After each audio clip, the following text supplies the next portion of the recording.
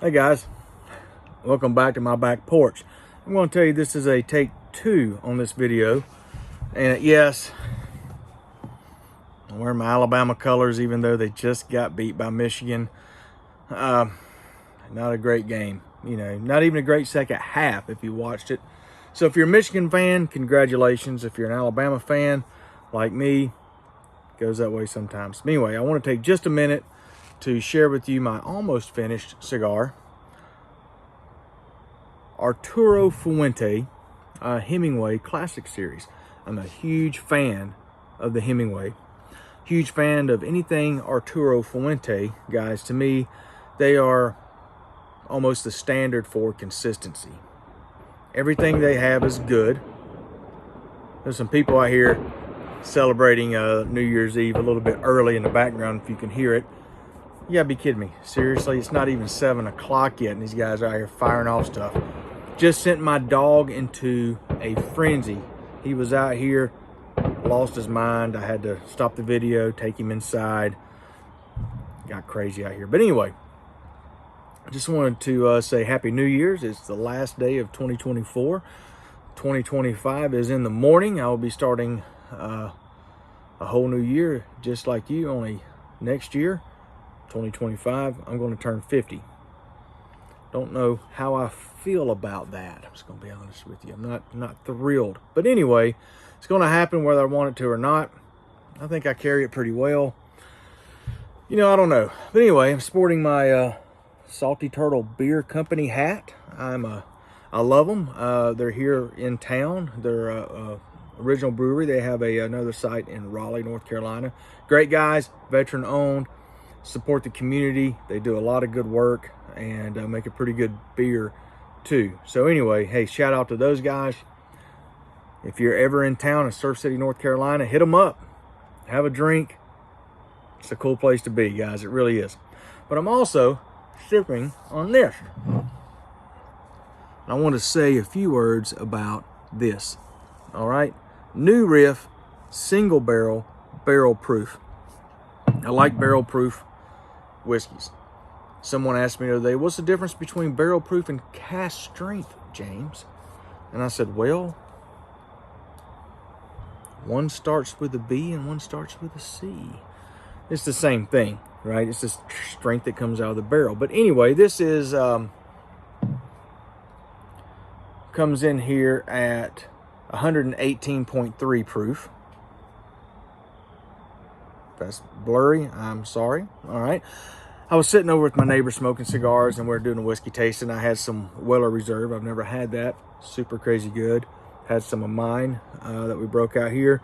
Had an old fashioned that I mixed with Buffalo Trace, because I can pretty much get Buffalo Trace anytime I want to. It's not hard to get around here anymore. I usually have a bottle or two always. But anyway, I wanted to share this with you and give you my thoughts on it, because I was at a liquor store in Lillington, North Carolina yesterday, and they talked me into buying it. The store manager said that it was one of his favorites, one of his go-tos. They have a hard time getting it. It was a 50 couple bucks. I said, well, 50 couple bucks for a 4-year-old barrel proof. Well, 4-year-olds is about as young as I'm going to go. I prefer 6 years old or older when I'm looking at bourbon, right? Honestly, just that's my preference. 100 proof, higher if it's good, and at least 6 years old. And you're like, well, how can you tell? Well, you can't tell how old something is when you drink it. But when you're used to drinking good bourbon and aged bourbon, you know that a 2-year bourbon is going to taste really young. It's going to have a little bit of burn on it. It's not going to be super sweet. 4 years is, for a bottled and bond bourbon, it has to be at least 4 years old. 4 years is pretty good. Okay, well, this was 4 years old.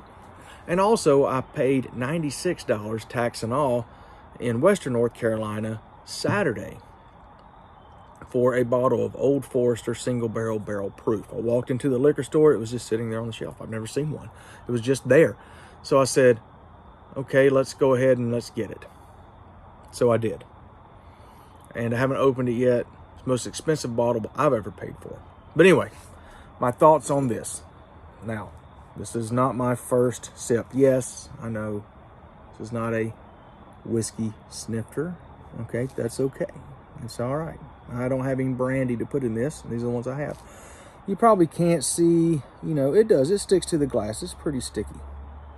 It sticks on there pretty good.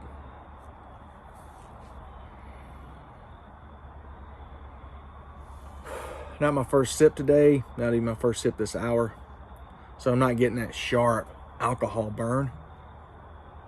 But I can tell you that I got more kind of an ethanol smell the first time I did this than I wanted to. It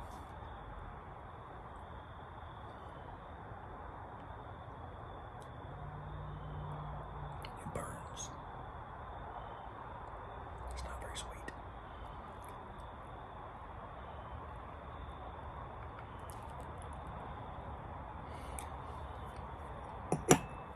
Compared to some other barrel proof stuff that I've had. This, I'm going to tell you, not the worst bourbon I've ever had. Not the best bourbon I've ever had. In the mid ranges of bourbons, I'm going to say this is not something I'm going to buy again. Sorry, new Riff Distillery. Your stuff's not bad. This is going to be probably the first barrel proof anything that I'm going to use for an old-fashioned mixer. I don't see myself sipping this. Now, I am going to try it again and just pour it on an ice cube and see if it opens up. The Jefferson's Oceans Aged at Sea cask strength, I have a bottle of that. It goes for like 90 bucks, 99 bucks, I think, something like that. I didn't like it either. But when I sip it on an ice cube, it's better. Maybe this will be better on an ice cube. You know, I just don't know. I'm going to find out and give it a shot. But as just a sipper, usually when I'm sipping something neat like this, I go for a higher proof. Something a little more age on it. You know, it's not worth 52 bucks. I'm just going to say that. Okay? And I know for a single barrel proof, 52 bucks isn't a lot. It's a lot for this. This tastes like a very young, doesn't have a lot of flavors. There's not a lot of sweetness. There's no caramel. There's none of the things that you expect with a good bourbon.